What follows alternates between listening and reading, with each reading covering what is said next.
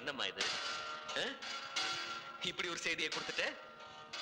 ஏமா, உன் பக்தன்னா உன் மேல நான் வச்சிருந்த நம்பிக்கைக்கு நீ கொடுக்கிற பதில் மரியாதை இதுதானா? நீ நல்லா இருக்கணுங்கிறதுக்காக கோடி ரூபாய் செலவு பண்ணி உனக்கு கும்பாபிஷேகம் பண்ணி வச்சனே. ஆனா நீ என்ன அசிங்கப்படுத்திட்டல, அவமானப்படுத்திட்டல. நீ எனக்கு பண்ண துரோகத்துக்கு உன் பதில் கிடைக்காம விட மாட்டேன். பதில் சொல்ற வரைக்கும் நானும் உன்னை வணங்க மாட்டேன். இந்த சுத்து வட்டாரத்தில் இருக்கிற எவனையும் உன்னை வணங்கவும் விட மாட்டேன். இந்த ஊர்ல உனக்கு திருவிழா நடத்தவும் விட மாட்டேன். இது இந்த வானாமலை உன் மேல செய்யற சத்தியம். டேய் சத்யா,